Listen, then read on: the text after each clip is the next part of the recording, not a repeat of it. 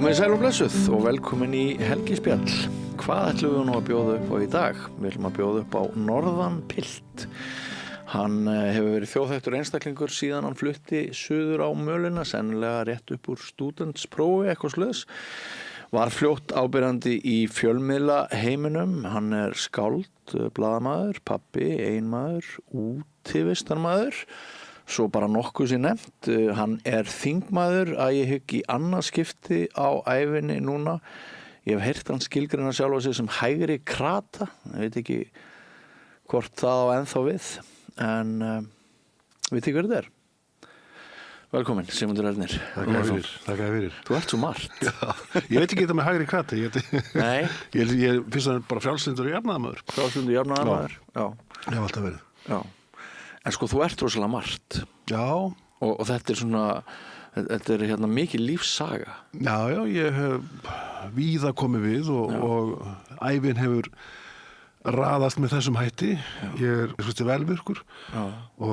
Fékkst að vera það óáreitt sem barn, bara út allt. Já. Það var náttúrulega dásamlegt að aðalast upp á Akureyri. Hefur verið settur á Rítalín í dag, kannski? Já, ég veit það ekki, en það er gaman að asast í mörgu. Já. Og ég hef alltaf haft mörg verkefni fyrir höndum á hverjum tíma. Já. Og líður best þannig. Já. Svo náttúrulega sko, eitt sem ég nefndi ekki er að náttúrulega sem þáttastjórnandi það er frekar erfitt fyrir mig að taka viðtöl við þig vegna þess að þú ert búin að taka svo mörg viðtöl við menn eins og mig. Já. Og hérna hvað gerður marga mannamálsþætti og viðtalsþætti við? Þeir voru náttúrulega mörg hundruð sko. Er það ekki? Sennilega í kringu 500 eða eitthvað álíka sko. 500? Já, og svo náttúrulega óteljandi aðra sjónvarpsþætti. Já. Og ég er alltaf búin að vera í sjónvarpi í áratugi og í blaðamennsku í yfir 40 ár, þannig að maður víða komið við og maður kynst alveg óheyrlega mörgu fólki. Já. Það er eiginlega stóra gleðin í lífinu að kynnast ólíku fólki, fólki sem hefur upplifað misjafna hluti og svona lagt sig eftir því að fá allar þessar sögur upp úr fólki vegna þess að það er sama hvernig þú hittir, það hafa allir merkilega sögu að segja. Já. Og það hefur svolítið verið þráðurinn á minni starfsæfi, það er að fá þessar sögur upp úr fólki, hvar sem er á landinu. Já. Og ég skrifa líka margar sögur fólk, ævisögur, og þetta þykir mér afskaplega skemmtilegt og þetta er kannski það sem dró mig einna mest í blaðamennskuna, að segja sögur. Já, það er svo skemmtilegt. Já, maður er sko, þegar upp í staði þá er maður kannski bara sögumaður. Já.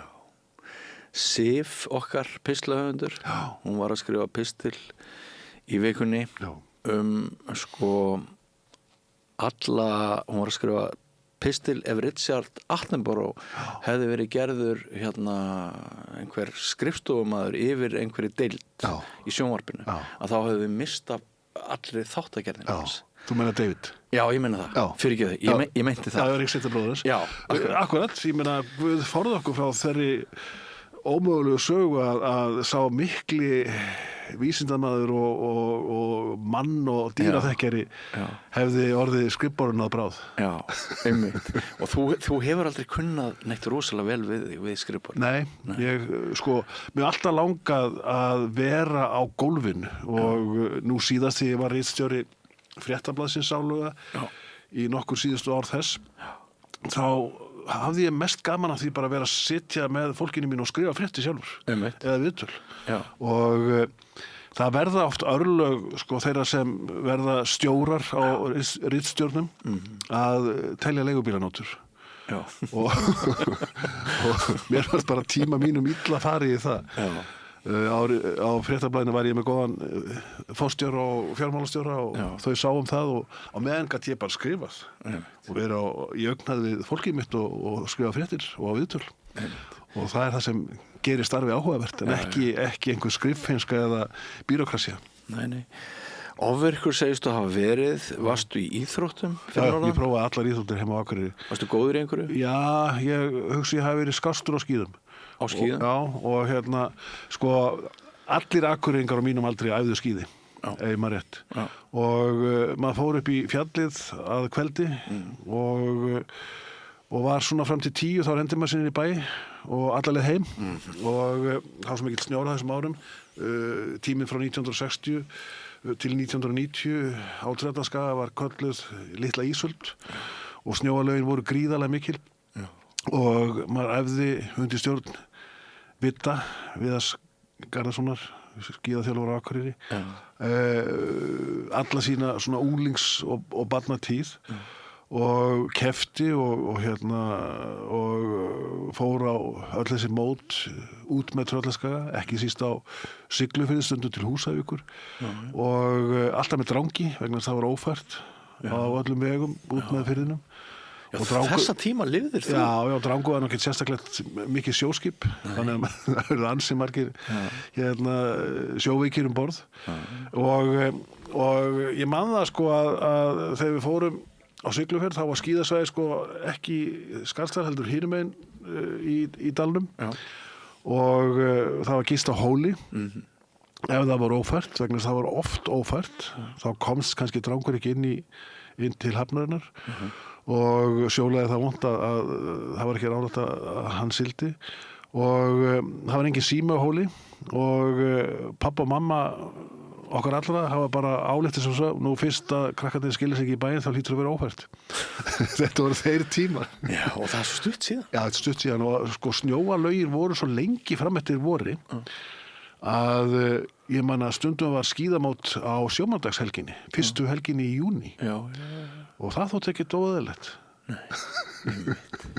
En sko, að alast upp á Akureyri á þessum tíma í öllum þessum snjóalögum var alveg gríðalegt ævintýri. Ég veit ekki hvað maður gerði sko mörg snjóhús og á þessum tíma var að vera að byggja sko Víðulundin, 3 stórar blokkir fyrir neðan rafstöðuna gamlu á brekkunni, á syðri brekkunni sælu og við krakkarnir sko skriðum upp alla stillansana upp á þak og köstuðum okkur sko fram af í púðu snjóin. Þetta var í bannað í dag. En það meittist enginn og þetta var óðbóðslegt frelsi og sko maður var úti allan daginn, öll kvöld og sjónvarpið kemur ekki til Akureyri fyrir 1968 og hefði betur aldrei komið og veist, þá er ég 7 ára og ég sko fór ekkert að horfa á sjónvarp eftir að kom til Akureyri vegna þess að sjónvarpið gat aldrei keppt í útileikina. Það var bara skotist heim í kvöldmatt og svo var að fara aftur út með öllum krokkunum og vera leika sér fram til kvöldi, þá getur maður bara koma inn og sofnaði á kottanum og svo endur tók þetta sig dag til dag og í endurminningunum er þetta gríðalegt frelsi og ég á ótrúlega marga vini frá þessum árum, þessum uppvakstur árum á Akureyri sem eru, sko ef ég hitt þetta fólk þá er eins og ég kannski hef ekki hittað áratugum saman þá bara smettur þetta saman eins og flís við rass vegna þess að sko þessi æskukynni eru svo sterk þau eru svo mögnuð og bara núna á dögunum hitti ég á veitingahúsinu Jómfrúnni sem ég sæki reglulega gamlan æskufélaga og það var bara eins og að hitta sko náinn ástvin sinn bara strák sem var í samvistu við nokkur ár í æskunni. Og þessi tenging þín við fjöllin, náttúruöflin, snjóin, hún er ennþá í þínum beinum. Þér líður hvergi betur heldur en upp á hálendinu. Nei, og ég sko ólst upp við kallföður minn sem var gríðarleg fjallageit, strandamaður og fór á fjöll alla sína ævi. Pabbi Rúnar var sko svo þvengmjór að hann hefði nýraður komist í fermingafötin sinn að minnst kosti stúdensfötin og ég fekk svona fjallabakteríuna af honum Við vorum mikið upp í fjalli, fórum upp á brún, upp á Strýtu, rendum okkur niður skálina fyrir sunnan, hrygginn í Hlíðarfjalli og þetta voru endalausar ferðir, stundum upp á Kellingu, oft upp á Súlur og vorum bara þarna meira og minna á Glerárhrings brúninni. Hann á gönguskíðum, ég á fjallaskíðum og þetta voru ótrúlega merkilega stundir sem við áttum þarna saman og einu sinni, ég man að við sögðum mömmu ekki frá því, þá fórum við svona hættulegri megin upp á Kellingu, sem sagt dalsmegin, ekki úr Finnadalnum, Eyjafjarðarmegin, heldur hinum megin úr Glerárdalnum og komust í hann krappan, vorum eiginlega á flæðiskeiði staddir, komust hvorki upp né niður og við þurftum að ákveða hvora leiðina það eru báður jafn hættulegar út af bæði fannfergi og ísingu, þetta var svo hált. Já. Og ef það hefði farið að stað þá hefur bara runnið allavega niður og með einhverjum hræðilegum afleiðingum. En með einhverju slembilukku komust við upp á toppinn. Og bara með því að eiginlega líma okkur á klakkan. Kerling er alvöru fjall Kerling er alvöru fjall hæsta fjall Norðurlands. Rosalega fjall.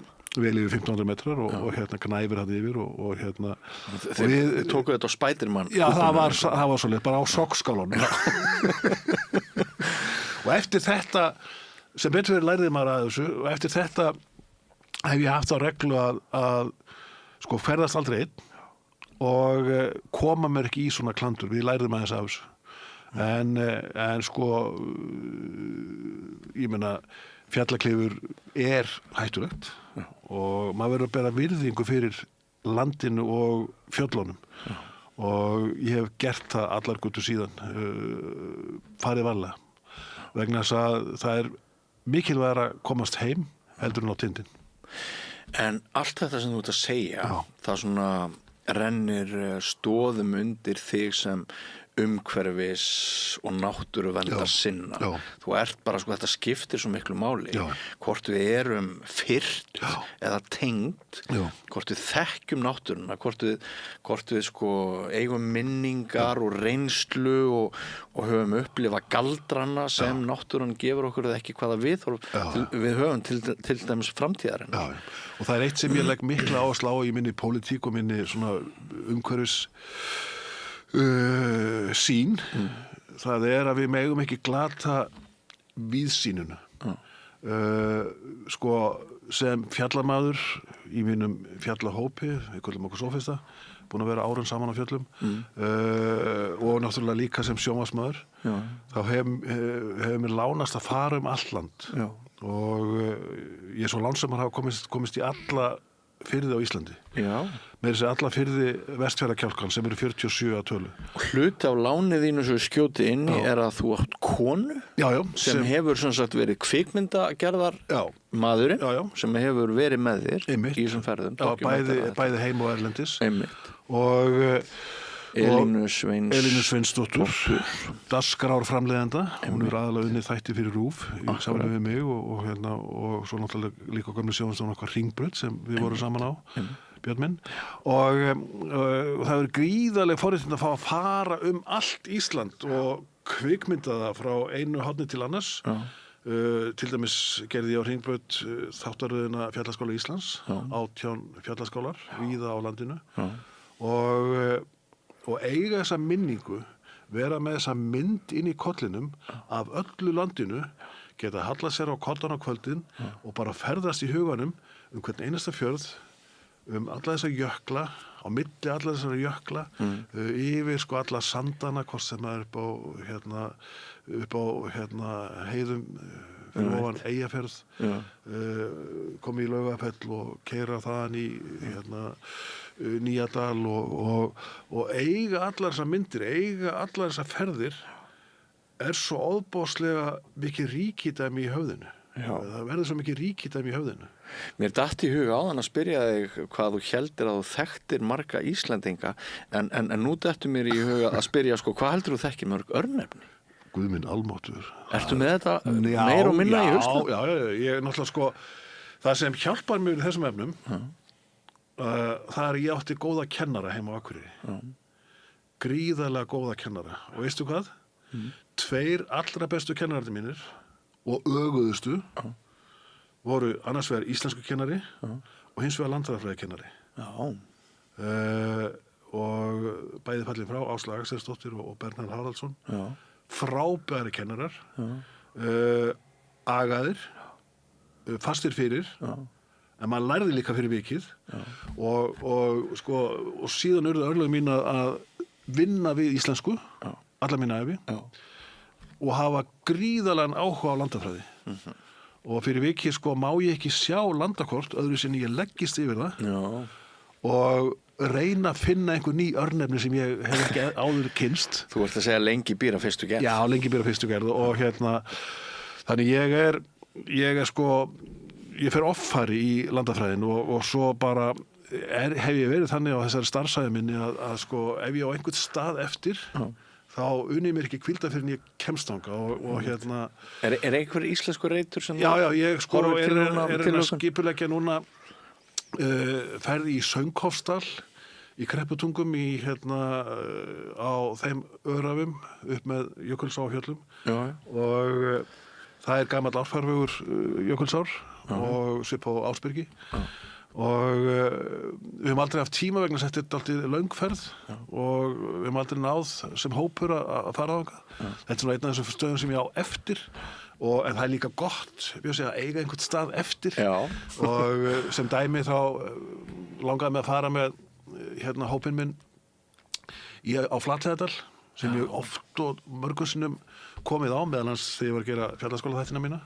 Það er Hof, fjallaskóli í Ferðafélags Húsavíkur og það er alveg ótrúlega gaman að koma á þessa staði á Tröllaskaganum hvort heldur í Þorgeirsfirði eða Hvalvatnsfirði eða á Flateyjardal sem þetta ekki partur af fjörðunum heldur partur af sem sagt annarri byggð og við reyndum 3 ár í röð að komast þarna með hópinn minn og það var alltaf norðanbræðingur og Ingi vinur minn á Húsavík sem óðalseigandi á Flatey og formaður Ferðafélags Húsavíkur.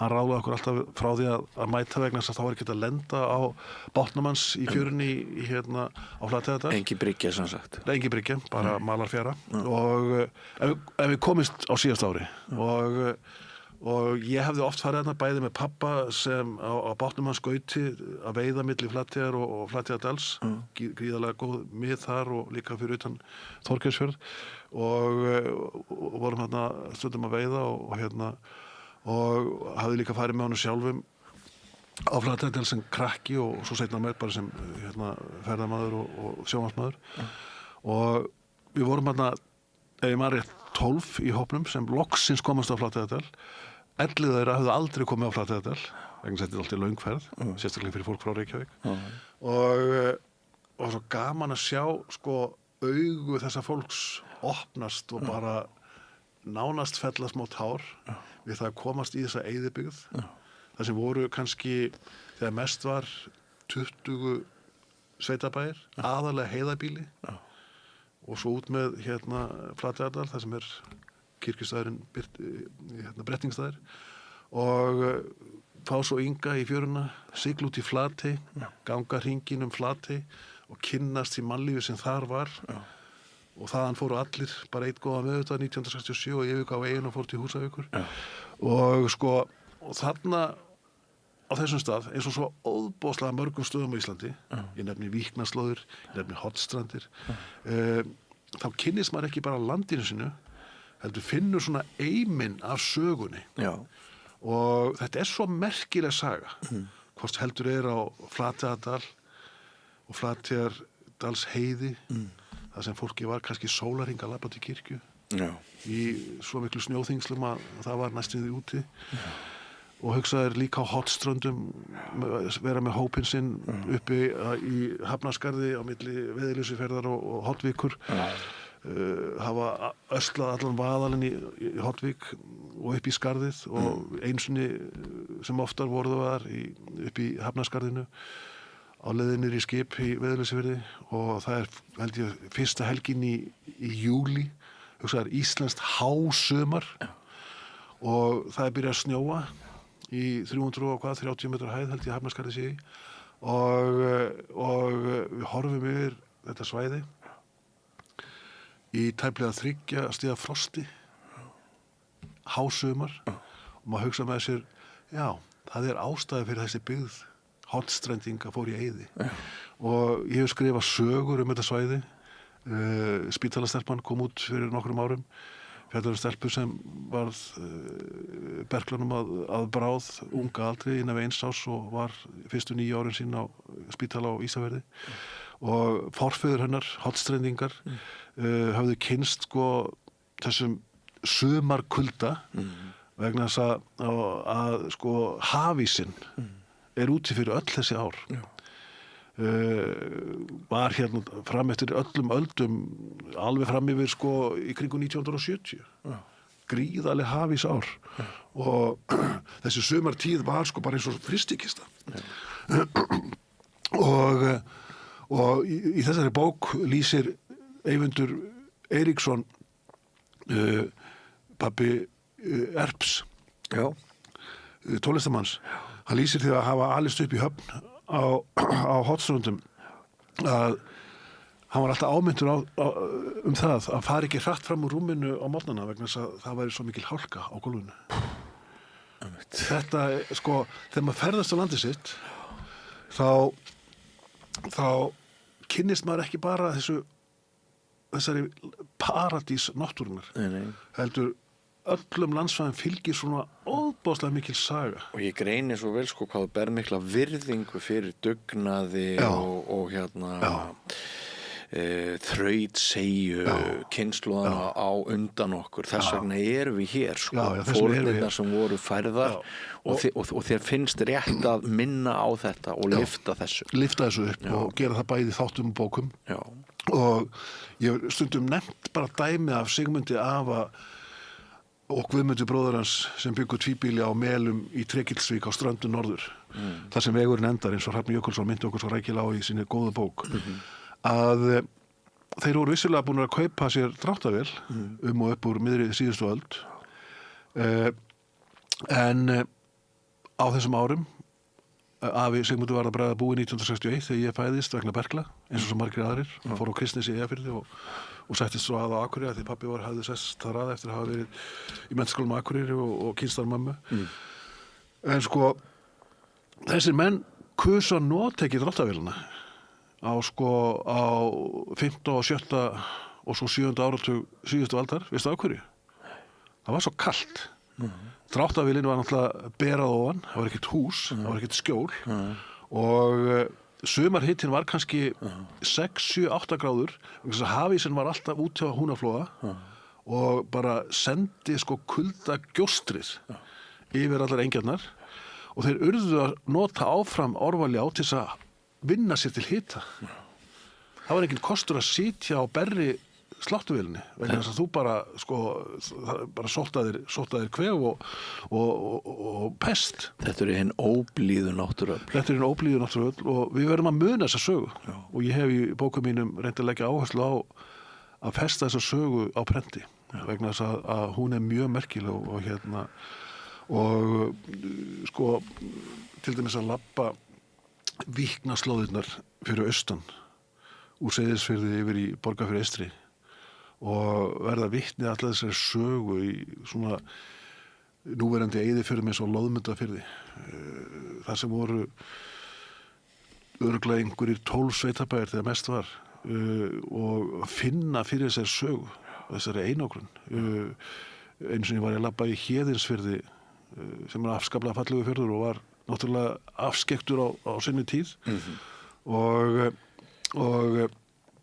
þar voru konurnar heima og gættu bús og barna meðan að kallinn fór í kaupstaðaferð og náði sér í kaupstaðalykt eins og frægt var.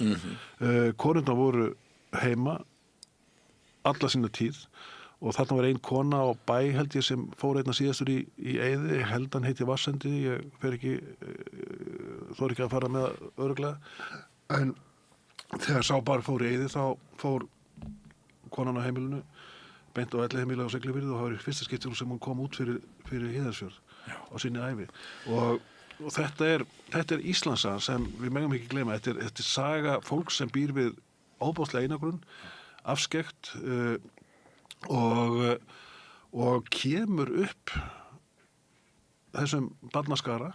Ég meina Sigmundur afi var í 12 systkina hópi og þótti ekki sérstaklega mikið vegna þess að það dóu svo mörg börn að menn urðu að helst að eignast barn á hverju ári og konurnar lögðu bara þetta á sig. Þetta var menning þeirra tíma og til þess að sko hafa einhvern starfsmannafjölda á sveitabænum. Og á þeim stutta tíma sem liðin höfum við færst úr þessu yfir í það að sko hvert barn er svo mikill augasteinn og kraftaverk og allt gengur út á þarfir barnsins. Þetta er rosalegt ferðalag á ekki löngu tíma. Nei, og sko hugsaður bara á síðustu öld sko, þá eru eins og til dæmis Sveinn tengdafæðir minn alinn upp af sjómannsfjölskyldu í Bolungarvík að hvenær fer hann að heiman, hvenær flytur hann suður til Reykjavíkur og fer að vinna fyrir sér. Nú fermingarárið. Það var bara eðlilega ástand á heimilu landsmanna að þegar þú varst orðið fullorðinn 13-14 ára gamall og fórst að heiman og það þurfti ekki lengur að ala önn fyrir þér. Þú varst komin á legg og hérna... Ég tók engri tilsögn frá mínum foreldrum eftir 14-15 ár. Nei. Og þetta þykir nánast að vera mannvonska í dag. Já, þau fann að búa hjá okkur til 35 ára aldur þannig. Þetta er gríðarlega breyting en það sem sko mér finnst hins vegar sko mest umhugsunarvert á okkar tíma þegar fjórðungur er liðin á nýrri öld það er að glata ekki þessum víðernum. Ég get nefnt nokkur dæmi. Ef þú stendur upp í Kverkfjöllum í Sigurðarskála og horfir norður eftir landinu þá finnst þér það eins og getur gripið kollinn á Herðubreið í 680 metra hæð og þér finnst þú eins og getur hort bara yfir í Öxafjörð. Þér finnst þú eins og getur hort á Jökulsánna renna alla leið til sjávar. Sko sýnin er svo skær og tær og sterk að þú horfir bara yfir allt landið. Þú stendur svo uppi á Herðubreið og þú sérð yfir sko að minnst kosti helftina á landinu. Þú sérð yfir á Öræfajökul, þú sérð yfir á Tröllakirkju á Holtavöraheiði. Ég get nefnt Hestfjallahnjúk á Suðurlandi sem er ekki nema 640 metra hátt fjall. En þannig staðsett við vestanverðan Þjórsárdal upp af Ásólfsstöðum að þú horfir yfir á Mælifellshnjúk í Skagafirði. Þú horfir yfir Kjöl af einungis 640 metra háa fjalli.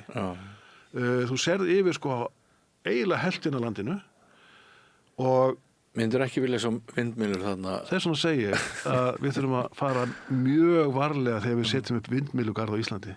Vegna þess að þú vilt ekki eyðileggja þessa sýn og hvað er, sko við erum vön þessu.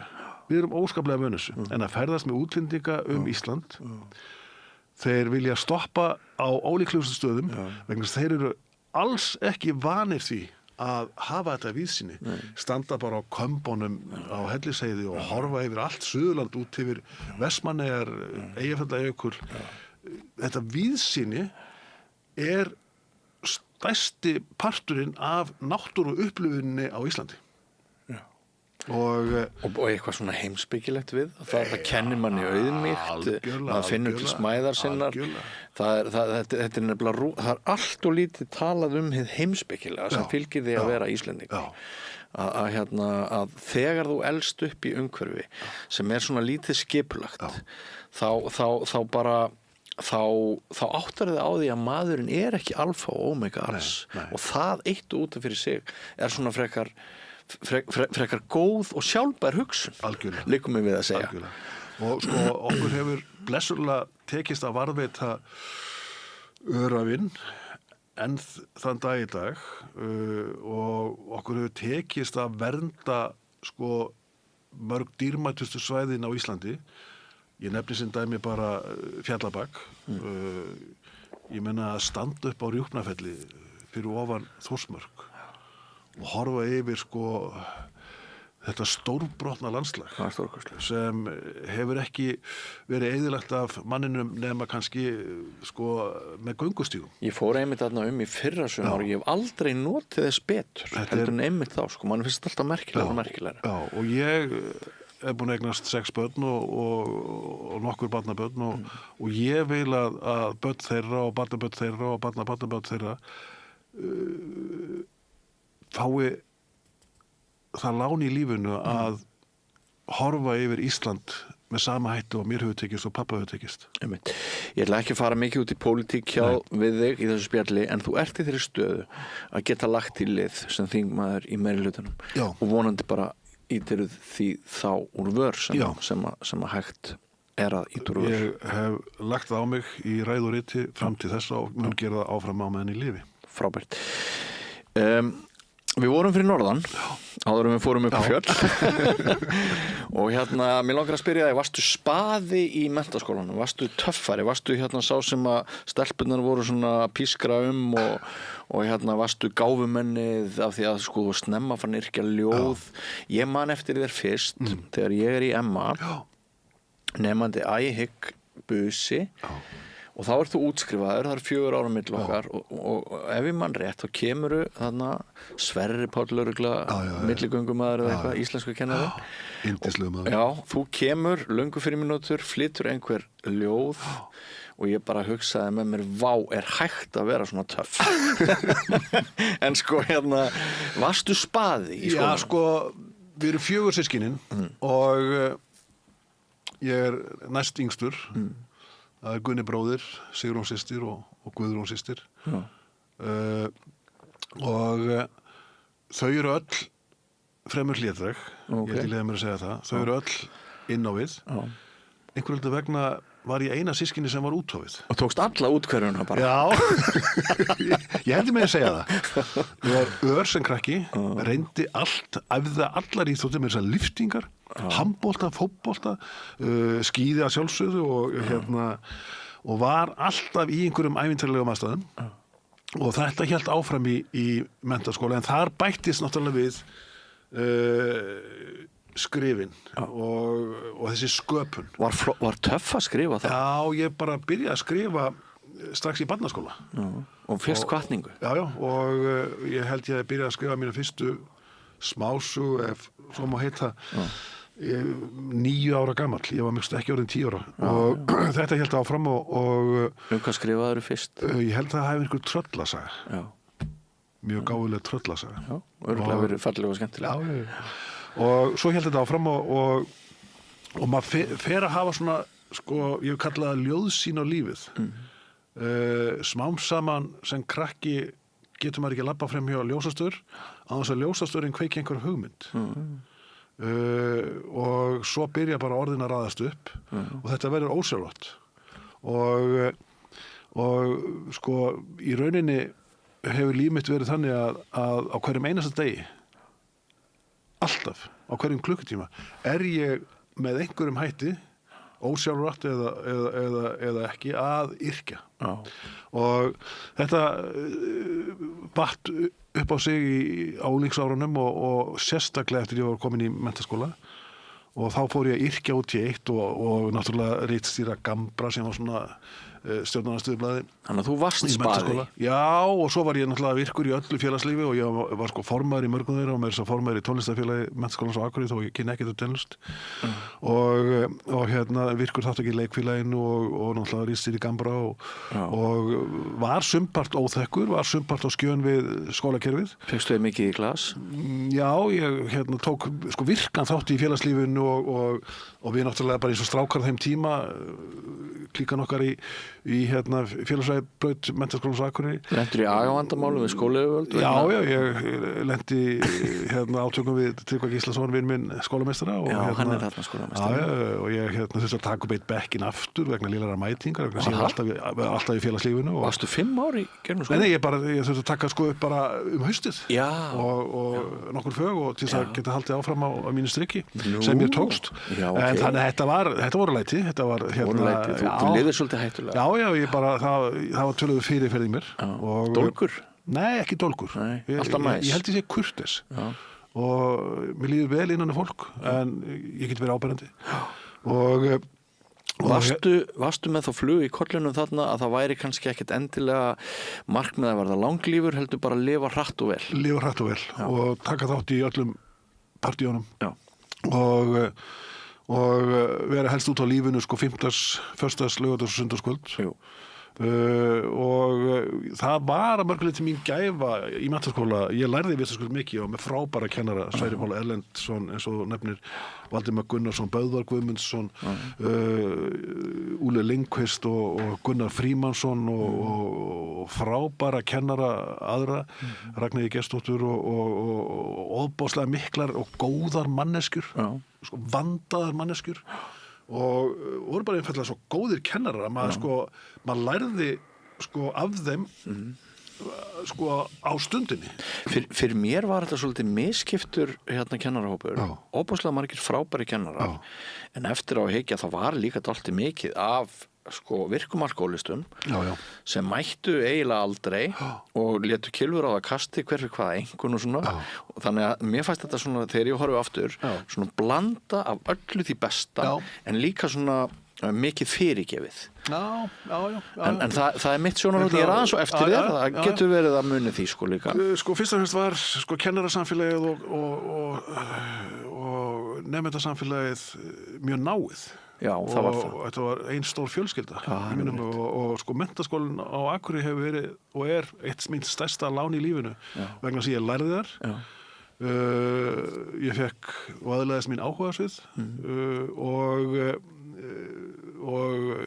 ég sem sagt varð svo félagsvera sem ég síðan verið. Þú varðst til. Já, ég held að svo greind sem svona óks kannski helst og best með mér í menntaskóla var félagsgreindin. Og hún hefur nýst manni alveg óðbóðslega vel í lífinu. Ég er sammála því og allt þetta félagslíf og allir þessir ólíku kimar félagslífs og hvernig maður læriði að koma fram og bara gera marga hluti sem að fólk oft fær ekki tækifæri fyrir síðar til þess að kljást við. Félagsfræði hlutin af Emma á þessum árum er bara alfa og omega einhvern veginn. Og vera gæddur þeim gáfum að líða vel innan fólk. Það er ofboðslega mikið lífsfylling sem fylgir því.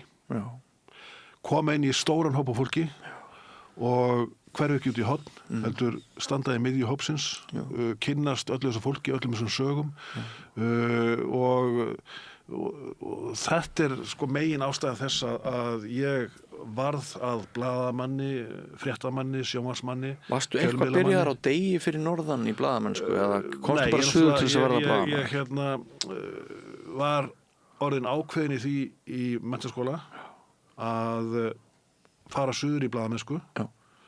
En fara jafnframt í íslensku í Háskóla Íslands.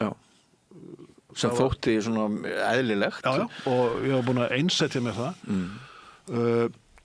Og ég fór bara suður, ný stúdent, eftir að hafa farið reyndar í 6 vikur í Interrail ferðalega með skólafélögum mínum og bestu vinum alla Evrópu og þetta voru þeir tíma björsið 1981 að maður kom til Kaupmannahafnar, sendi postkort heim til pappa og mamma og sagðist vera komin út og fór svo 6 vikur alla Evrópu í einu tjaldi, 4 félagarnir og svo þegar maður komið 6 vikur setna til Kaupmannahafnar þá sendi maður annað postkort og sagði við erum að klára þetta, við förum að koma heim.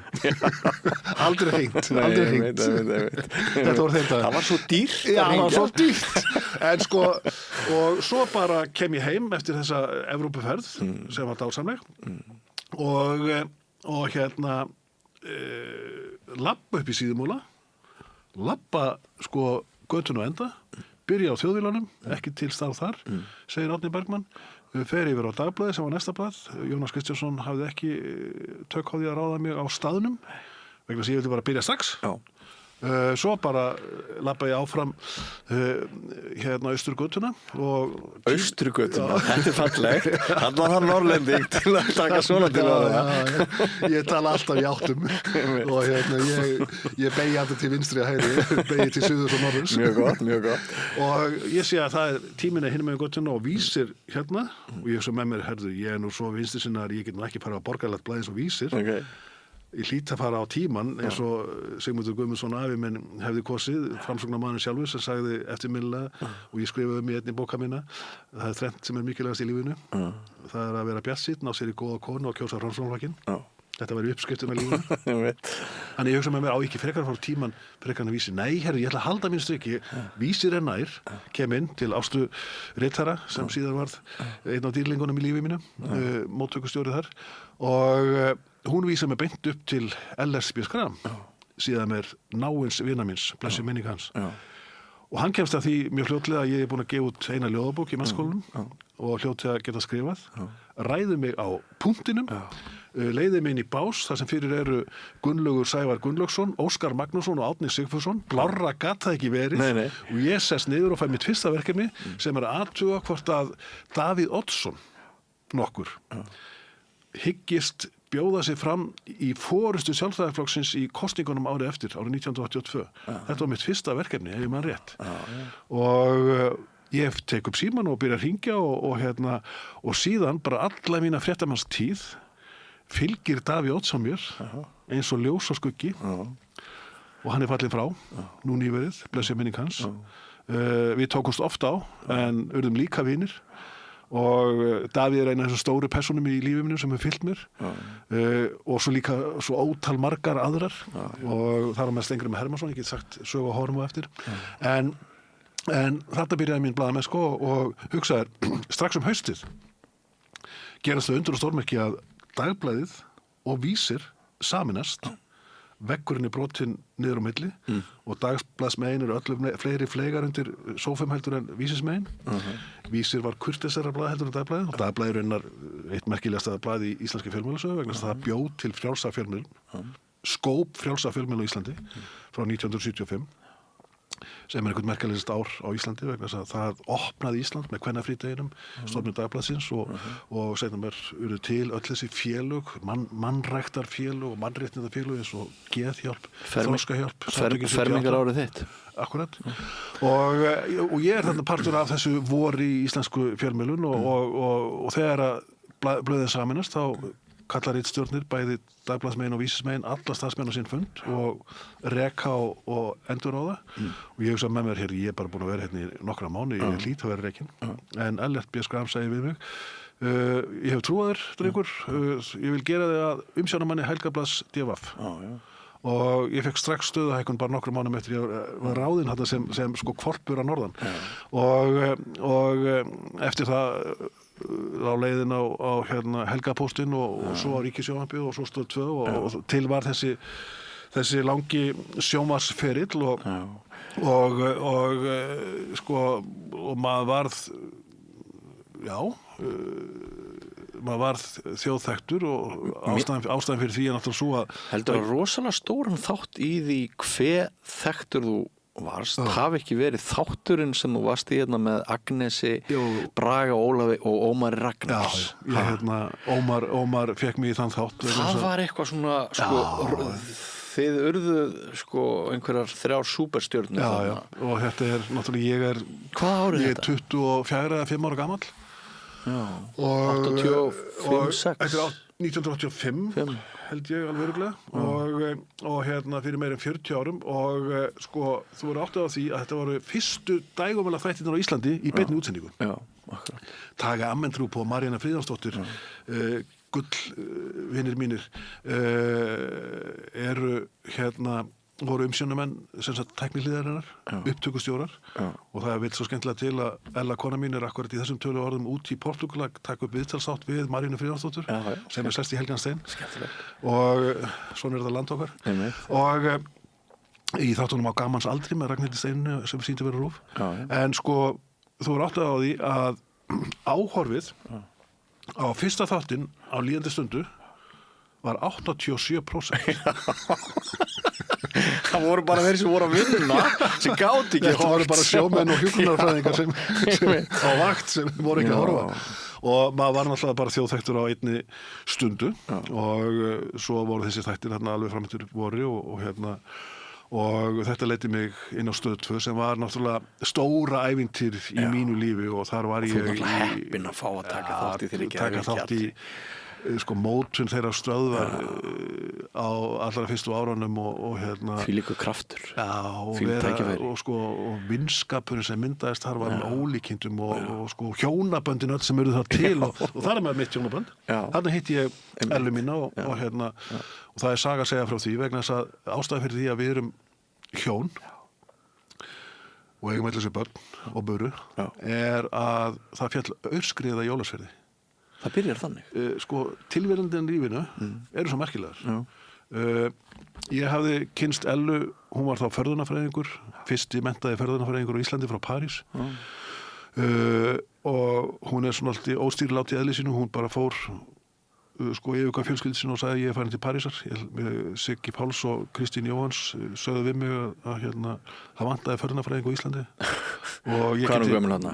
Þá er hún 20 og við skulum lána okkur þegar íbúðuna okkar út í París og Ella bara fór og fór að læra förðun, fyrst Íslendinga í París 1983 held ég og meðan Siggi Páls og Kristín perlivinnur okkar blessi minning Sigga voru hér heima búið til kvikmyndir en sko ég kynntist henni strax fyrstu vikurnar eðli málsins samkvæmt á Stöð 2 og hún alltaf farðaði mig fyrir sjónvarpsþætti og það var alltaf einhver stelpa með henni svona í kringum 10-11 ára aldurinn og ég held bara að það væri dótturinn og hún væri bara í hamingjusömu með hjónabandi og reiknaði árin svolítið vitlaust út en gott og vel, ég bara lagði saman 2 og 2 og fekk út þessa einkennilegu tölu að þetta væri dótturinnar og hún hefði bara eignast þannig svona snemma á æfinni.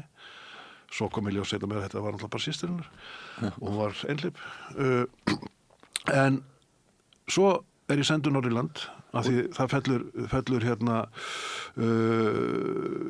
mikil aurskriða úr fjallinum fyrir ofan Ólafsfjörð og ég fer með kvikmyndatökumanni og við gerum gríðarlega mikla frétt sem var bara held ég 8 mínútna löng þegar uppastæði og klippum mannin í samveri hjá Tótó og Bjarnar Hafþóri og Sigga Hlöðvers og svo kemur í ljós að á sama tíma, sama kvöldið og fréttin fer í loftið þá erum við að senda út í sumarskapi skemmtiþátt á vegum Stöðvar 2 í Sjallanum á Akureyri og það er mikið lið frá Stöð 2 komið þarna í Sjallan og þá er ákveðið að ég verði í beinni útsendingu úr Sjallanum til að kynna inn fréttina. Þetta var svona með fyrstu skiptum sem sko fréttamaður var í beinni útsendingu út í bæ að kynna inn fréttina sína. Að því Stöð 2 var að búa til að vera óendalega margar nýjungar í sjónvarpi. Og Ríkisútvarpið elti. Já, elti og með Stöð 2 mátti í fyrst skipti hlæja í sjónvarpi og vera glaður en ekki gáfulur og sem var skyldan á RÚV að vera alvarlegur. Þetta var svo alvarlegur miðill. En Stöð 2 bjóð til íslenska sjónvarpsslátturinn, flissið og skemmtunina. Og þessi vinnustaður var bara ein samfelld skemmtun þegar upp að staði en ég fer sem sagt upp í smink til Ellu og líkni eftir augunum og læt hann að sminka mig opna þessu aftur og við horfumst í augu og til varð þetta ástarsamband sem var enn aurskriða í Ólafsfirði og svona eru tilverðinir í lífinu og Þetta er falleg saga. Já, þetta er falleg saga og ást ykkar er ennþá falleg. Já, við hefum búin að búa saman allar götur síðan og ég sé ykkur oft saman í sundi og þið verist alltaf vera náinn og ég á því lána að fagna að ég eignast þarna minn besta vin í minni konu og við gerum allt saman við förum á fjöll saman við vinnum saman við unnum hlið við hlið á Stöð 2 í áratugi ég sem vaktstjóri og hún sem útsendingastjóri og fengum konu með hann heim til okkar til að gæta barnana okkar Já. og voru svo saman í vaktafríum og gerðum allt saman, komum okkur fyrir í sumarbústað á Flúðum, uppvaxtar ár barnana okkar og voru þar allar helgar og ég hef aldrei haft þessa þörf kallmanns að vera einhvers staðar annars staðar heldur en hjá konu minni. Ég hef aldrei haft þessa þörf að fara í einhverja frímurafundi eða oddvælafundi á kvöldin eða að fara einn í golf með strákonum. Ég fer sko ríkulega oft í golf en alltaf með konu minni. Og ég veit ekki sko hvort þetta eitthvað afbrigðilegt en þetta er ekki sjálfgefið þetta næri mitt hjarta. Já, og sennilega setið í aktíft meðvitað og ómeðvitað vinnu í að halda þessu gangandi. Það er margar leiðir til þess að tapa tengslum í dag. Akkurat, og við náttúrulega höfum á seinni árum þetta hérna er náttúrulega sko hættulegt tæki og það er alls konar einangrun hérna.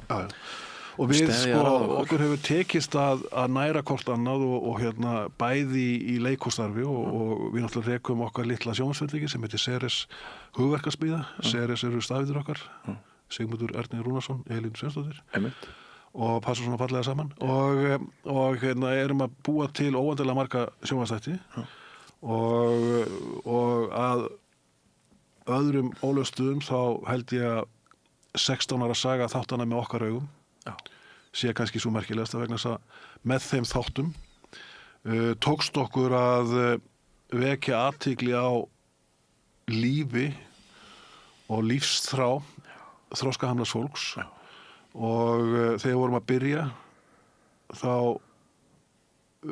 var svona RÚV með böggum Hildar hvort þeir ætti að vera að sýna svona þætti voru ekki alveg viss og hvenær ætti það að sýna þetta á barnatíma eða einhverjum öðrum tíma.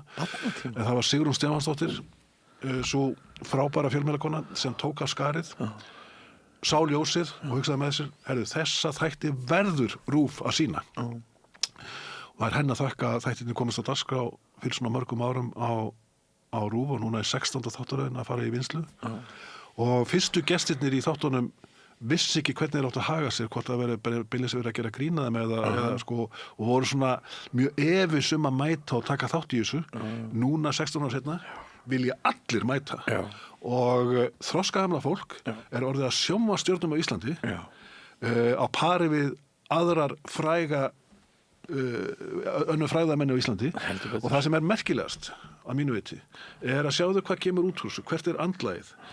Einn af þeim umsjónarmannum sem hefur komið inn á seinni árum er Magnús Orri Arnarsson frá Garði, ættleiddur frá Asíu, dökkur og hörund og frábær strákur, óðbóðslega hæfileikaríkur. Hann, þegar hann kemur inn í þættina fyrir 5-6 árum, þá sér hann Steingrímur Jón Þórðarson, einn reyndasta kvikmyndatökumann og klippara landsins, sem gerði til dæmis alla þættina með Jóni Ásali Þórðarsinni, sjálfstætt fólk, og núna með okkar augum.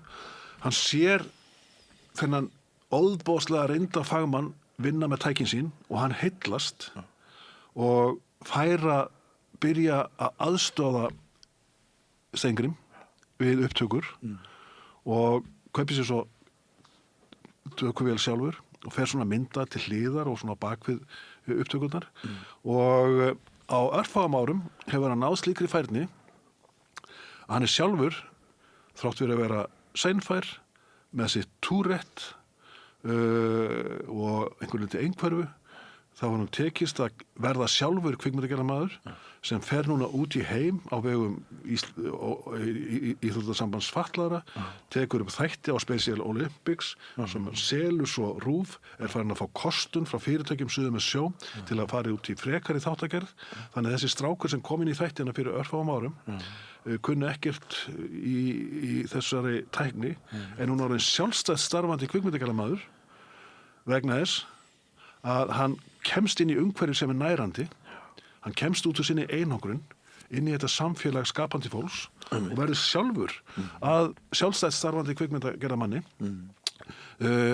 vegna þess að hann kemst út í samfélagið, hann kemst í virkni og þetta er boðskapurinn sem við þurfum að breiða út að fólk með þroskahömlun og aðra fötlun taki þátt í samfélaginu og með þessari þáttar erum við að sýna fram á samfélagsvirkni fólks, hvað hún er mikilvæg og þetta eru sko sögurnar sem hafa kannski haft hvað mest áhrif á mann í gegnum tíðina. Þetta eru frábæri þættir. Takk fyrir það. Og maður einmitt hefur fundið innra með sér hvernig þeir breyttu viðmiðum hans og hvernig maður hugsaði og horfði á heiminn og það er hérna hinn stóri styrkleiki þeirra. En hérna sko ég held að það sem ég muni helst úr þessu augnabliki þínu þegar það verður svona rosalega þekktur, þú talar að hátt í 90% þjóðarinnar voru að horfa á okkur þarna. Hafi verið sko, var það Logi Már eða var það Jón Haukur sem fer með drápuna Sigmundur sagaði nokkur þig sundur. Sigmundur meig nokkuð á þig hundur. Meig nokkuð á þig hundur. Hvor þeirra var það? Sko þetta er náttúrulega alveg magnað sko egna að þjóðin var öll að horfa og ef það kom hljómsveit í þáttinn þá varð hún heimsfræg á Íslandi og ég get nefnt sem dæmi að það kom tónlistarmaður frá Hollandi í þáttinn, Íslendingur sem hafði verið að læra út í Hollandi, Kjartan Ólafsson held ég að henni heiti og manstu þetta laginu sem er sungið aftur á bak, La Líf. Einmitt, hann kom og spilaði það lag í þættinu og það var í efsta sæti á öllum vinsælulistum bara vikum saman eftir að hann kom í þáttinu vegna þess að allir voru að horfa. Og eins var með Skriðjökla. Við vorum í beinni útsýningu frá Sjallanum Akureyri og með þáttinn á líðandi stundu og ég ákvað að fá Logavinn minn með Skriðjökla sem þá voru svona að byrja að ferða sig áfram á frægðarbrautinni. Loga Má Einarsson sem nú er á þeirra í þinni ríkisstjórn og með mér í þingflokki Samfylkingarinnar og við vorum alltaf perluvinnir heima á Akureyri. Þó hann sé 3 árum yngri, þá vorum við bara krakkandi voru allir saman í hóp á Syðri-brekkunni sem er núna kallað Æðri-brekkan á Akureyri. Þykir alveg svo fínt hverju.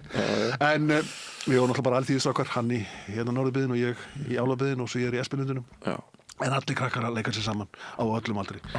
Ein stór grúppa og auðvitað fæ ég Loga í þáttinn með Skriðjöklana sína, Ragga Sót og Jón Hauk og þessar strákar allar saman. Og að því ég vissi að þetta var svona sérstök og skrítin hljómsveit og ég er hérna upp á sviði að kynna þá til leiks og þá kemur Jón Haukur, bassalekarinn og Logi dansari hljómsveitarinnar að máli við mig og segja við mig áður en að viðtalið byrjar herðu Sigmundur við verðum að fara með eitt bálk fyrir því og það var þessi vísa Sigmundur sagaði nokkuð þig sundur, Sigmundur meig nokkuð á þig hundur sem er eitt skemmtilegasta bragaform sem sko ég er enn að hlæja og þessi vísa sko hefur lifað alla áratugina síðan í 40 ár og mér er svo rúmlega það og ég myndur á hana víðum land og af því að þessi þáttur var svo óðbóðslega vinsæll að þá hefur þessi vísa lífað og þessi samtal okkar og sýndi fram á að nú mátti eitthvað frá með þessari stundu sem áður hafi verið svona tabú sko.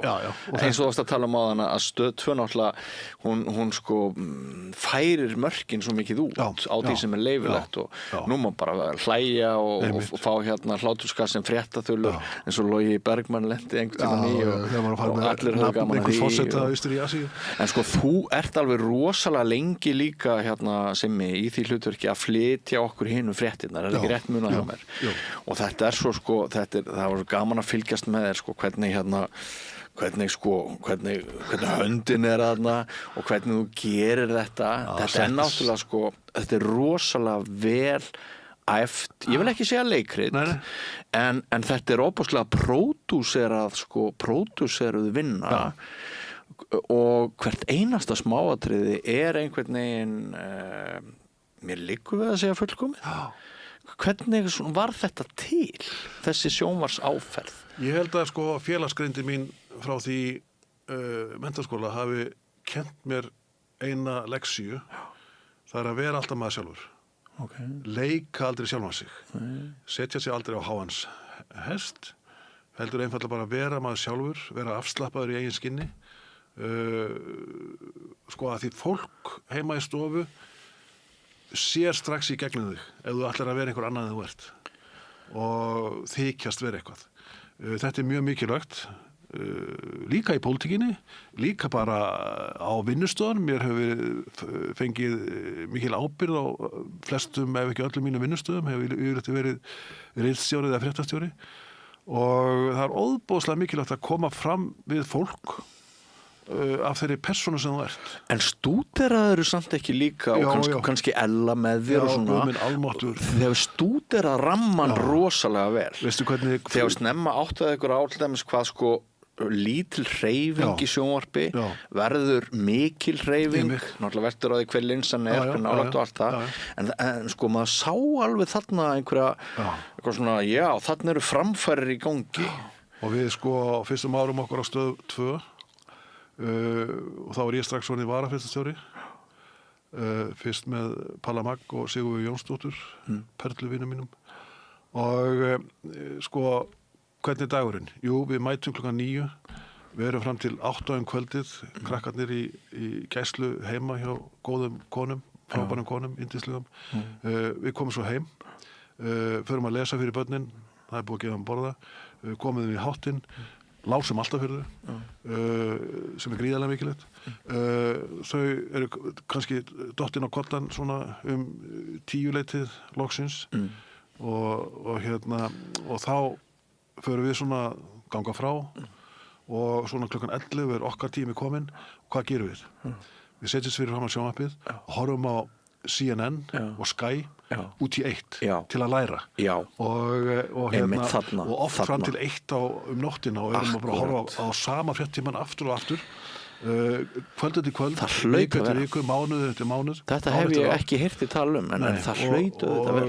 Og líka til þess að sko, koma auga á nýjungar. Einmitt. Og svo tókstu ykkur með ásamt öðru starfsfólki á fréttastofu Stöðvar 2 að innleiða allar þessar nýjungar sem sko voru svona hressileg viðbót við íslensku sjónvarpssöguna og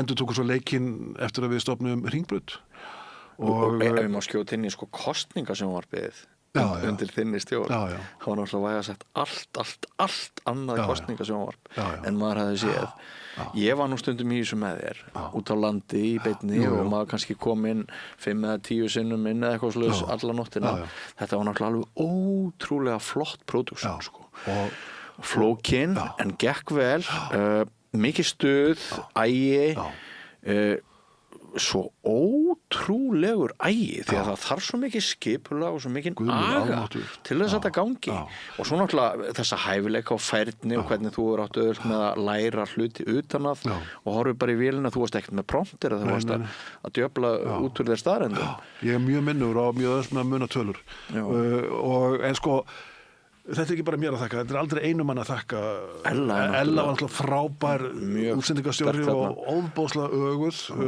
og aðrir útsendingastjórar á Stöð 2 nefni Marínu Friðjónsdóttur og svo marga fleiri, Ernu Kætler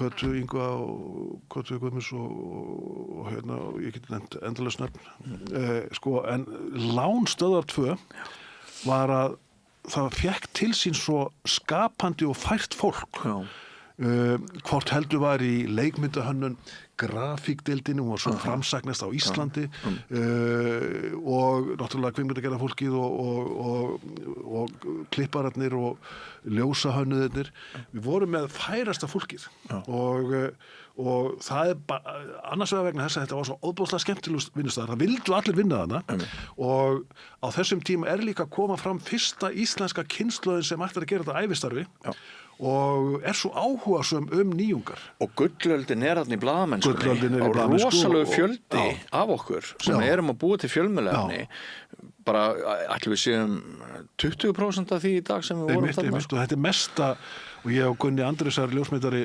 sem ég vann 4 sinnum með í gegnum fjölmiðlatíð mína og gáum út bókina Speil þjóðar á síðasta ári, við unnum hana og hún seldist upp og var tilnefnd til íslensku bókmenntaverðlauna og þannig að það er eitthvað var í hana. Við vorum ofta að minna okkur á það þegar við vorum að gera bókina með starfsfólki Forlagsins sem hann sína vinnu upp á 10 að okkar lán var að Gunni byrjar sko 1967 ég byrja 1981 en sko eftir að við byrjum að vinna saman á Vísi og svo fleiri fjölmiðlum, þá blasir við okkur sko mesta og glæsilegasta gullöld blaðamennskunar. Við gátum gert allt. Ef við fengum hugmynd, þá vorum bara framkvæmt. Og sko ævintýri tók á sig allar sko myndir sem hægt að hugsa sér og ég nefni stundum eina af mínum uppáhaldssögum þegar ég á Stöð 2 og við erum að byrja þar og Jón Óttar í S-inu sínu, að gera alla þætti og ég sömuleiðis og var að Matt og Helgi P og allt þetta góða fólk erum að gera alveg óteljandi marga þætti allt milli himins og jarðar og Jón Óttar meðal hans með menningaþátt sinn, ég man ekki hvað hann heitir, hvort hann heit Sviðsljós, skiptir engu máli en hann að fá til sín rithöfunda til að fjalla bækur þeirra og það var samt alltaf á þessum árum alltaf erfitt að komast upp á Stöð 2 sem var á Krókhálsi og Ártúnsbrekkan sem var einbreið á þeim árum var alltaf full af snjó og við þurfum ofta að senda tæknimenn niður í brekkuna til að bjarga þær viðmælendur til að koma þeim upp í þættina og ég á fréttastofunni að rjúka út með mínum myndatökumanni og hljóðmanni vegna þess að það var að brenna eitthvað bílavestæði niður í bæ og Jón Óttar kemur svona út á gang, horfir á mig Simmi, herru, þú verður að bjarga mér. Það vantar eitt viðmælandi hjá mér. Þú ert skáld. Þú verður bara að koma núna. Við erum byrjað upptökur. Ég segi, nei, herru, það að brenna húsið í bæ og ég verð að fara að taka fréttamyndir af þessu. Það eru alltaf einhver hús að brenna. Komdu bara í sminkmiði. Og ég var að hlýða alltaf sjónvarpsstjóranum alltaf einhver hús að brenna. Eftirminnilegsetning. Þannig að það fór einhver annað þangað niður til með þau komunum. Og ég fer inn í stúdíó og ég held ég fari rétt með að ég þurfti að sko gleypa nokkuð mikið af munnvatni vegna þess að sko ef ég maður rétt var þetta Tór Vilhjálmsson og Sigurður Pálsson held ég alveg örugglega Siggi vinur minn og Tór líka sæmilegu þrýstingur á þeirra og ég þarna eitthvað ungskáld sem var búið að gefa út á þessum tíma 2 ljóðabækur allt í einu bara hent upp í lágaradeildina mér fannst þetta svolítið asnalegt og erfitt og vandræðalegt svo bara byrjar þátturinn og samtalið byrjar og Jón Óttar fer að tala það hvað menningarlífi og bókmenntalífi á Íslandi sé óðbóðslega ríkt og stórt með við mannfjöldan og tekur viðtal við Tór og fjallar hans bók og gefur henni stjörnur og svo ekkert alveg víst hann hafi lesið allt sem hann gaf stjörnur fyrir býttu bara og talar fjálglegum bækur Sigga og dásamar þær og snýr sér svo að mér og segir Sigmundur, þú ert skáld í bókum þínum mjög mikið fjallað náttúruna og mannlífi og þú nærð að þræða þetta mjög vel saman og nú síðasta bók þín hann vissi ekkert hvað hann hét glæsilegt dæmi þetta svo kyngir hann aðeins munnvatni og horfir svo augum mín ég gef henni 4 stjörnur á meðan brann húsi út í bæ já þetta voru þessir tímar þetta voru þessir tímar og hann sko hann hikaði ekki nei hann kunnit upp á 10 já sko gallinn við þetta spjall okkar sem að við eigum bara eftir 20 mínútur og við erum rétt að byrja en sem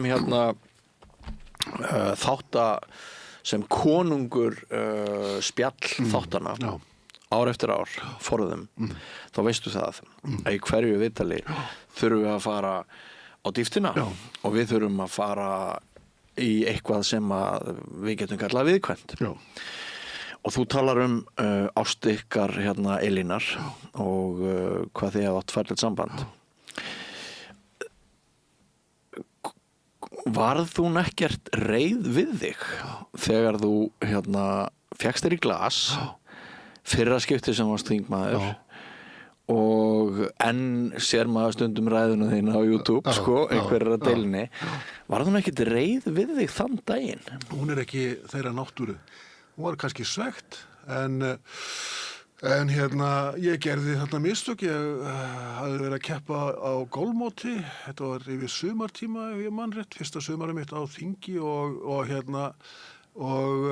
ég var á mælendaskrá seint kvöldið og mótið var daginn og ég hafði fengið mér rauðvín með matnum eftir mótið og örugglega einhvern bjór og kem svo niður í þing þetta hásumar og mikill hiti í þinghúsinu og ég veit ekki þá að það er auðvitað mál í heimi að taka sig að mælendaskrá og setja sig bara á mælendaskrá daginn eftir.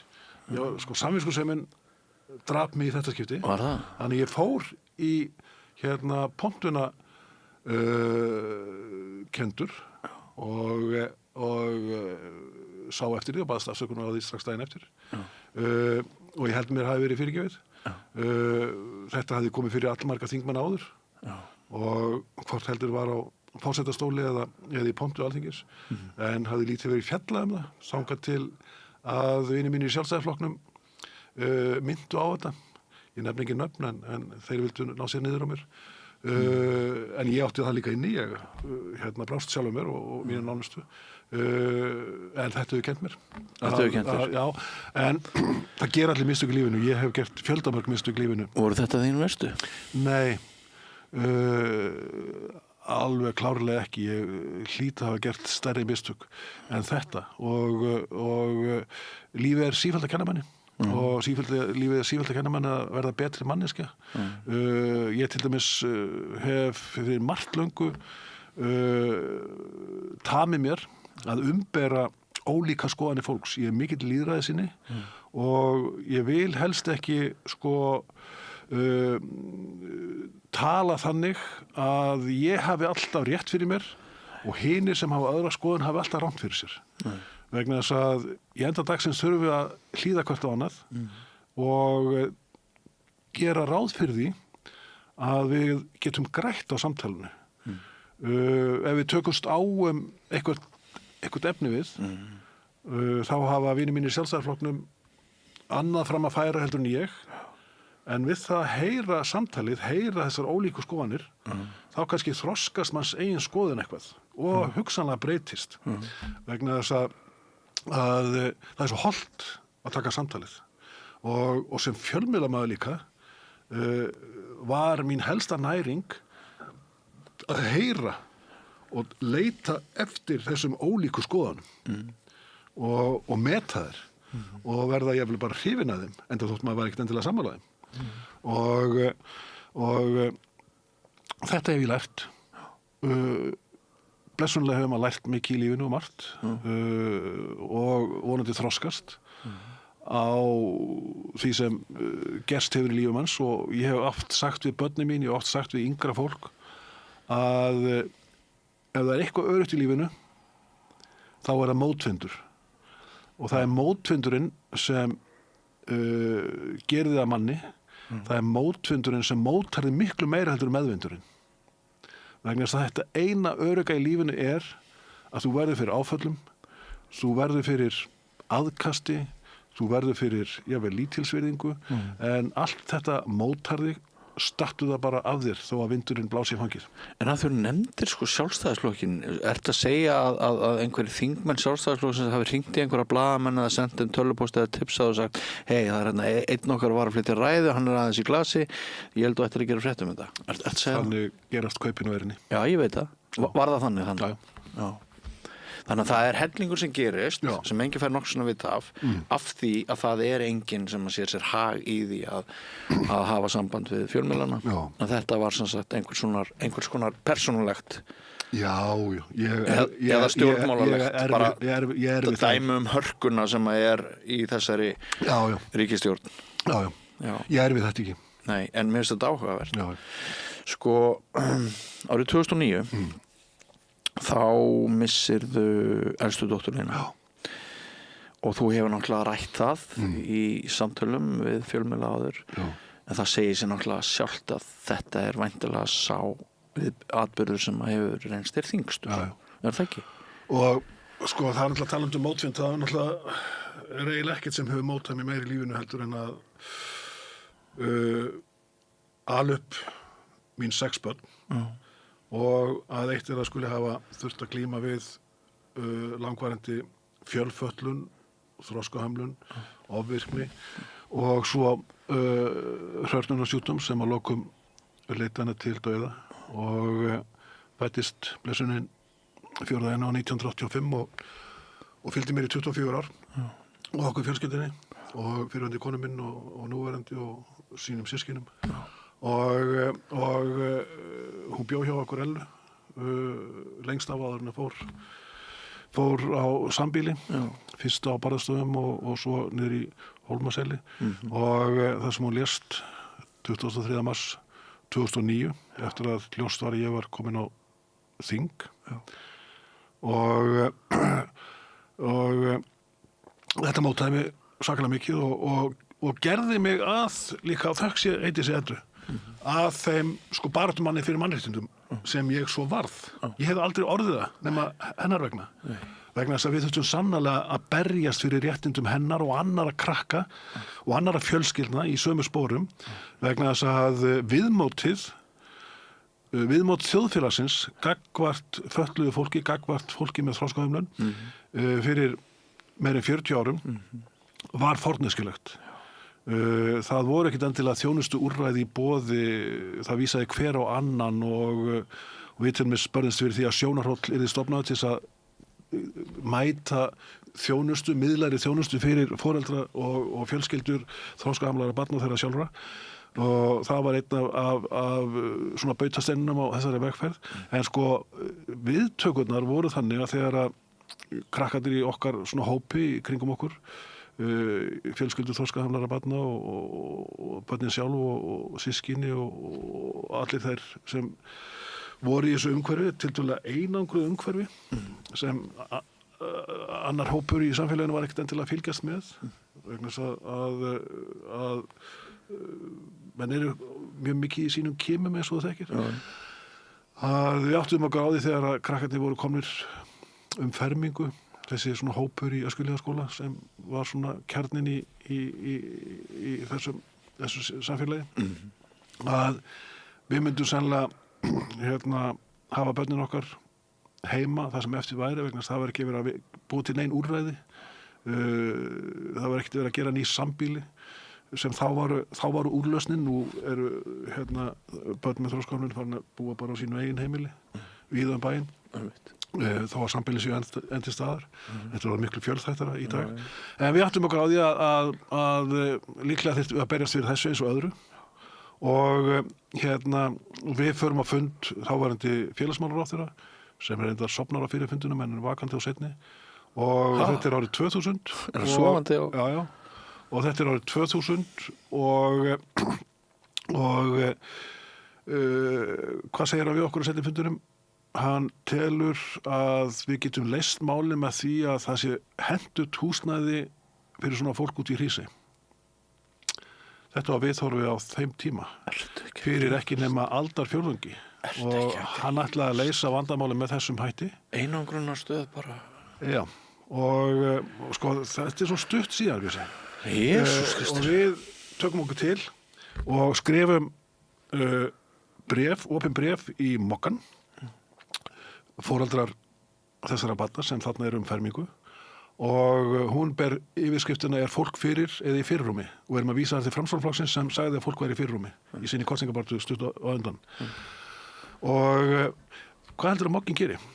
Mokkin tekur þessa, hún finnst þetta svo merkileg grein að setur hún á fréttasíðu númer 4 ekki í greina hlið blaðsins og ég ber virðingu fyrir Mokkunum fyrir að hafa gert þetta vegna þess að greina vakti fyrir viki mikla athygli. Þarna eru Styrmir og Matthías auðvöld. Þeir merku fjölmiðlamenn. Nema hvað, klukkan 7 morgunin hringir Halldór Ásgrímsson heitinn í mig, þekkti mig, sakir fjölmiðlastarfa og við vorum ágætir mátar og segir Sigmundur, getið komið á fund í hádeginu. Ég vil ekki líða þetta og við fórum á fund í utanríkisráðuneytinu með honum foreldrar þessara viðkomandi barna og hann segir í gengi málið og skömmu síðar voru við kölluð á fund með arkitektum, bræðrum tveimur og þá var bara að byrja að byggja og byrja að hanna og Halldór Ásgrímsson er maður að meiri fyrir að hafa gripið inn í þessa atburðarás og stóð við orð sinn að fólk væri í fyrirrúmi og eftir þetta hafa málin horfið til betri vegar og ég sko varð að þessum barnum manni og eftir að Eydís fellur frá þá verður til þessi hugmynd kannski í hennar nafni að fara að gera þessa sjónvarpsþætti sem voru hugmynd Friðriks Sigurðssonar, mikils baráttumanns í heimi þroska hamlara og var lengi framkvæmdastjóri Þroskahjálpar.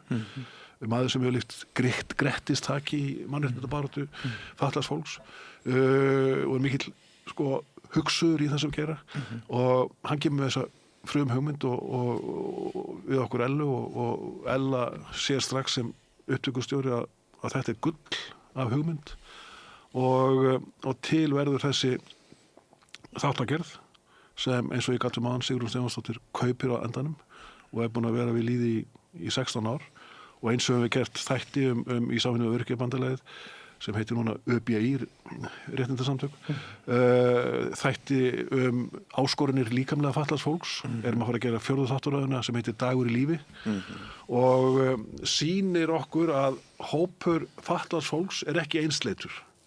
Hann eins fjölbreyttur og aðrir hópar í samfélaginu.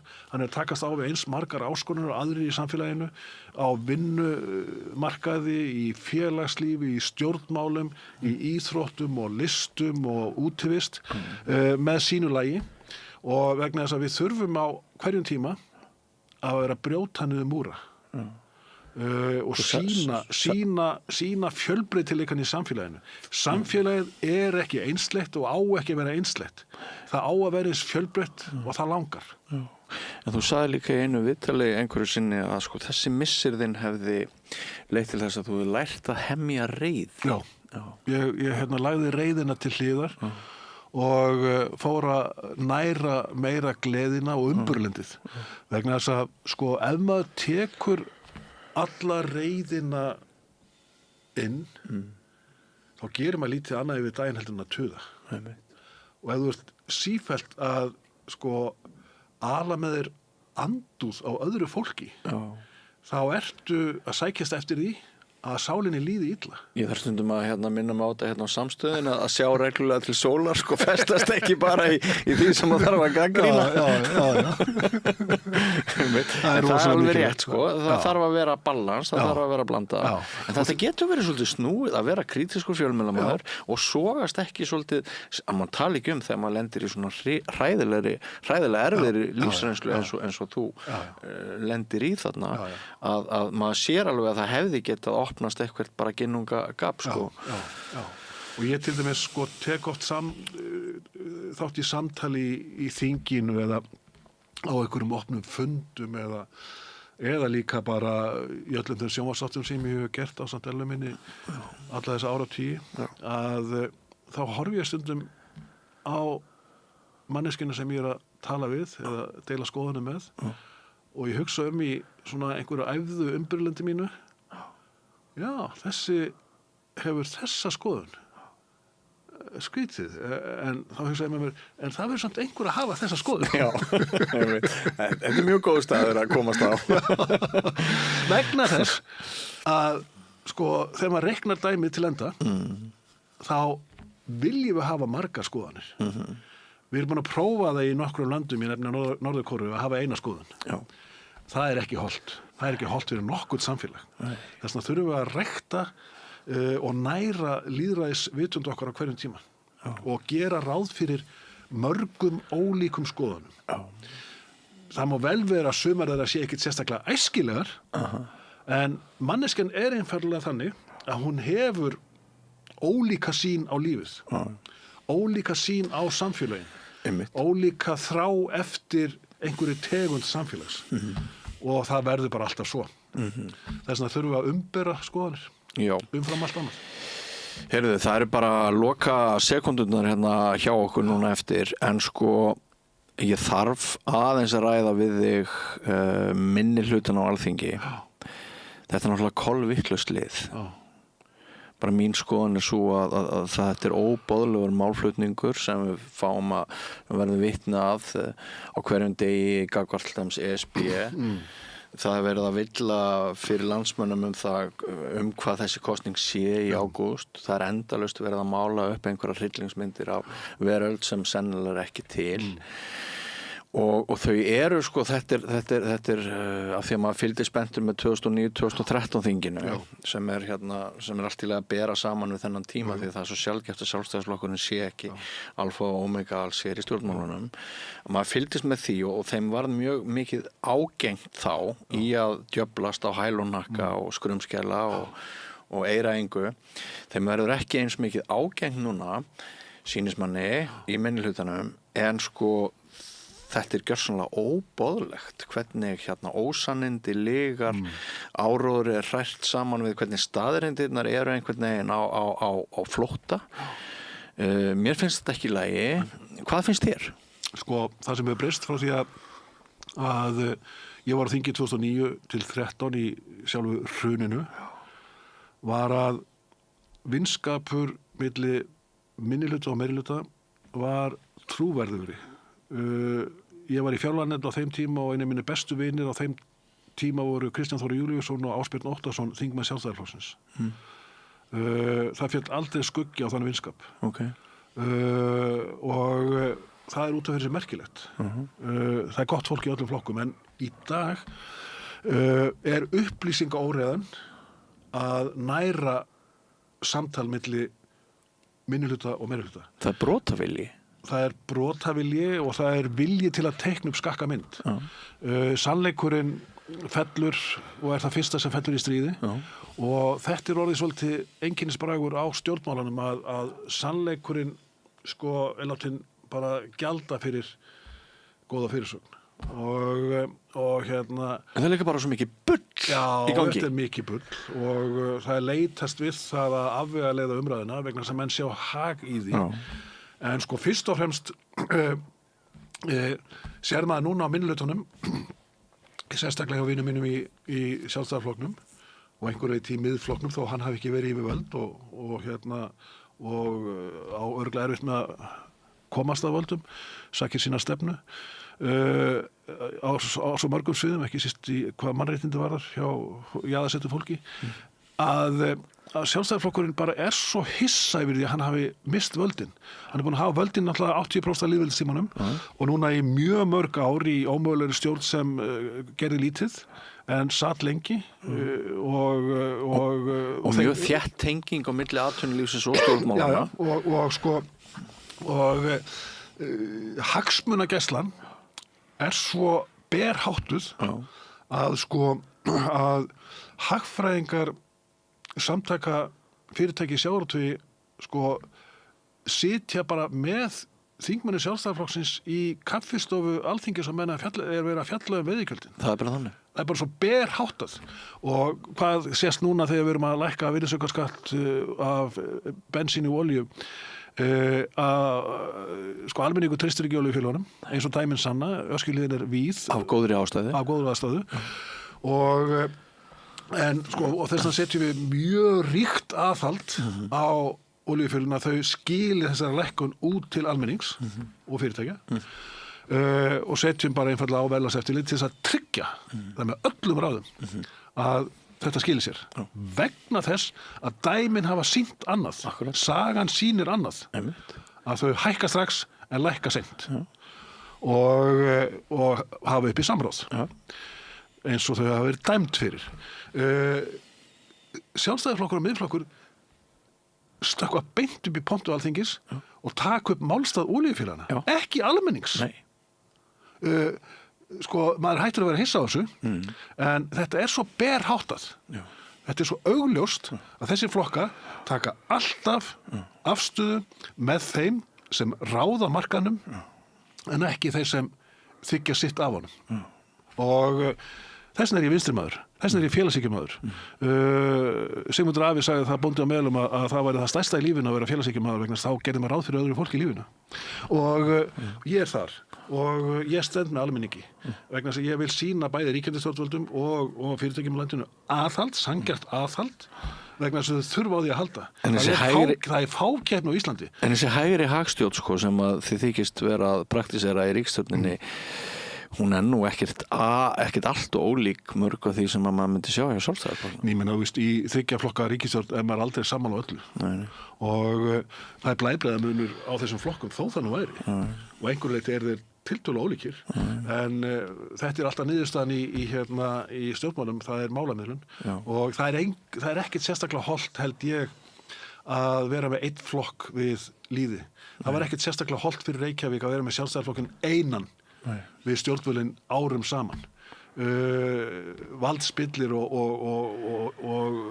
aukið vald með einum flokki í meirihluta gerspillir og það sýnir sagan.